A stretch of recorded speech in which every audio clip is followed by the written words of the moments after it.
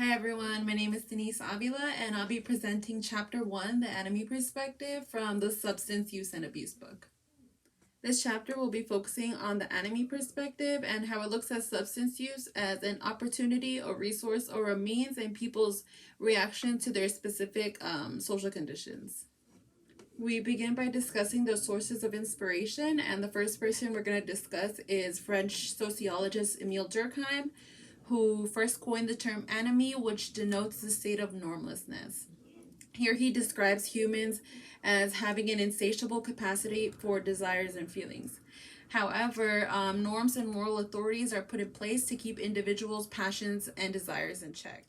A more clear, understandable definition of anomie is a condition in which society provides little moral guidance for individuals. And for Durkheim, an anomie arises more from a mismatch between personal or social standards. Durkheim goes on to describe two different kinds of societies, one being the traditional mechanical solidarity society and the other being the contemporary organic solidarity. In the mechanical solidarity society, people live in tight-knit communities and everyone is brought up with a collective consciousness and concrete guidance as well as direction. In this society, people probably attend the same churches, same schools, same marketplace, so everyone is very connected, and anomie rarely occurs in a society like this. However, in the contemporary organic solidarity societies, people live in increased distance from one another and from the state. Here we are less connected as communities, and Durkheim also believes that during this transition, human greed was unleashed and people pursued their limitless aspirations. Now we move on to Robert Merton's social structure in the anomie, which redefines anomie as a structured disparity between achievable prosperity and real-life opportunities. Although most Americans do believe in the middle-class values and the American dream and believing in a strong work ethic to achieve success, the reality is that the resources and opportunities necessary for material success are unevenly and unequally distributed. Because of unequal access to opportunities and resources, some individuals opt for nonconformist modes of adaptation in response to blocked opportunities. And some of the examples on Merton's list include psychotics, artists, vagrants, tramps, and drug addicts. Other researchers, such as Richard Cloward and Lloyd Olin, found that opportunities for survival as well as success in the legitimate world are not automatically or evenly available to everyone in need, such as role models, people to teach them technical teachings, no organizational assistance, or they're just in the hands of unskilled and unsuccessful individuals. Albert Cohen's work on delinquent boys found that lower class boys wanted to achieve the same level of success and social status as their middle and upper class counterparts. And here he divided them into three groups in response to the dominant middle class value system. The first group being the college boy response, which these boys deferred gratification such as quick gratifications such as drugs, and they also went to school such as a university, and they conformed to the societal expectations. The second group was the corner boy response, and here the boys in this category give up with competing in middle class society and retreat to lower class subcultures. And here, common activities include truancy and alcohol and drug consumption. And finally, the third response was the delinquent boy response. And here, it's just the youth acting up in defiance to the middle class values. Now we move on to the theoretical framework of both Durkheim's anomie referring to normlessness and Merton's anomie referring to conformity strain. Assimilation to cultural and societal norms can cause moral confusion and normative extremist. This can lead to alienation and strain, which can create inclinations or societal conditions for substance use and abuse.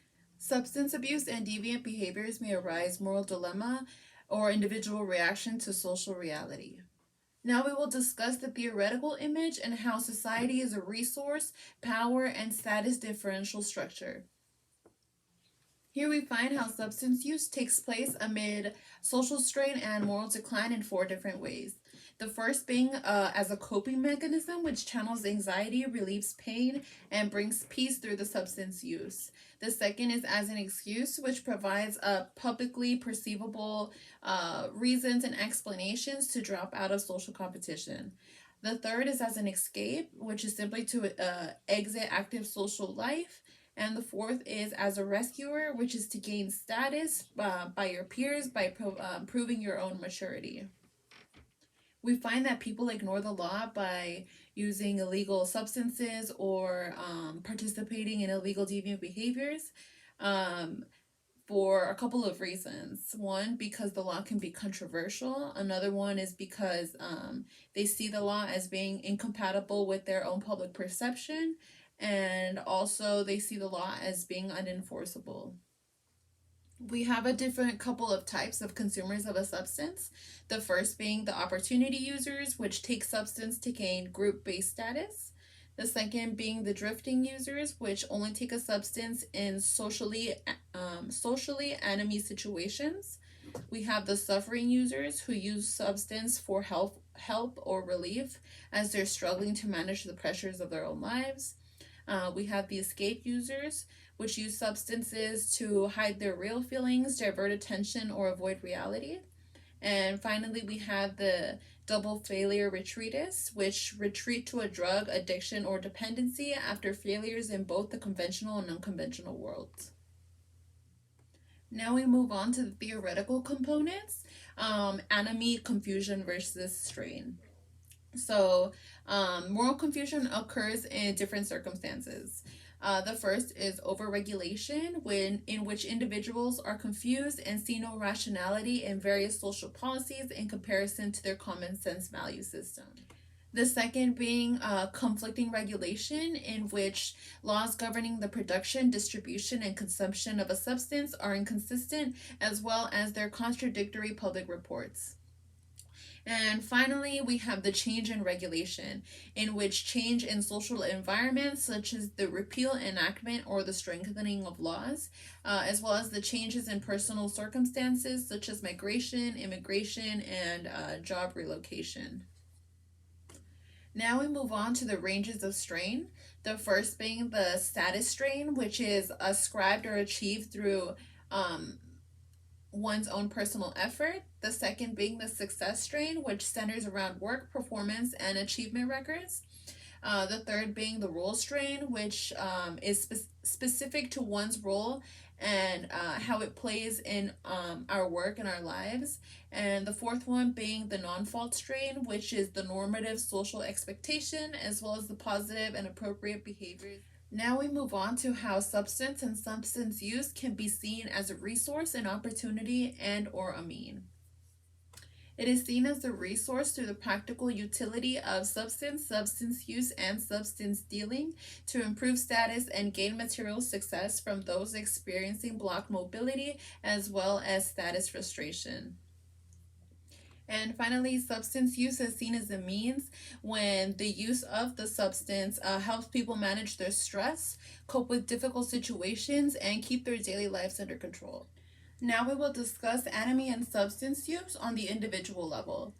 And here it discusses how individuals make the decisions on how to respond to specific social situations and how we can take a variety of different actions, such as reacting in a positive or a negative way, an active or a passive, or to avoid substance use as a way in or a way out.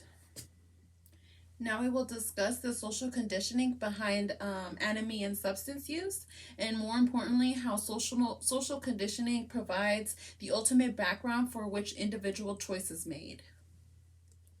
Substance and substance use grow into different patterns of selection by people in varying geographic locations. One, because substance is differentially available in societies globally, and second, because substance is differentially favored by cultures around the world.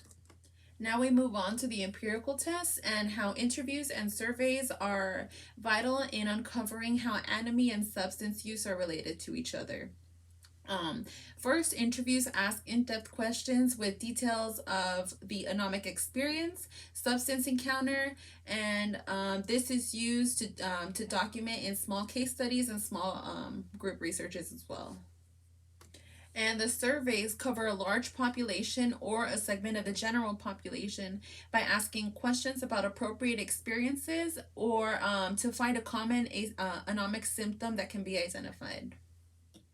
Although expensive, researchers can use experimental studies that can examine biochemical imbalances among subjects who suffer from acute or chronic strain in their lives.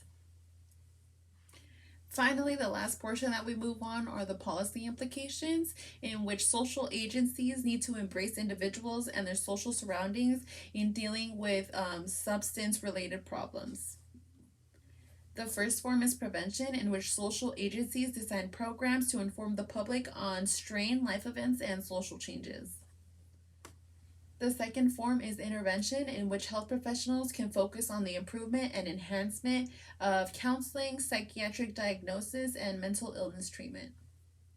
It is important that treatment go beyond medicine and incorporate emotional, spiritual, and social solutions. Now we move on to social control, in which social control agencies can reduce public confusion and frustration by making laws clear and understandable to the general population. It is crucial that social control agents overcome stereotyping and abandon profiling in terms of age, gender, ethnicity, sex, income, and education. More than ever, social control agencies should put an emphasis on education and protection, treat everyone with passion and respect, and more importantly, serve as role models to the general public. In terms of life in community, it is important that one has a systematic view of oneself regarding one's own abilities, resources, social position, accomplishments, and goals. Touching on Durkheim's mechanical solidarity, communities should embrace neighbors and overcome prejudices, as well as embrace everyone's diversity. Having positive attitudes in our lives through community and support, as well as sharing mutual concern with neighbors, allows for one to manage one's anxieties and crises without falling victim of a substance. Lastly, we will be discussing work in organizations and how work is the ultimate yardstick that measures success, status, and the quality of one's life. And honestly, work is the primary source of most people's anxiety, stress, and anomie. It is important that one realistically assess what one is capable of and what is realistically accomplishable within our own reach of power. We must also overcome temptations to dream big, for failure to realize unrealistic goals can turn to problematic behaviors such as substance use. Finally, it is the responsibility of organizations to provide a fair and equitable system for upward mobility of their employees, such as fair recruitment, evaluation, promotion, and discipline, as well as clear guidance on job duties, benefits, and upward mobility. And this will end my chapter presentation on the anomie perspective, and I appreciate everyone for watching my video.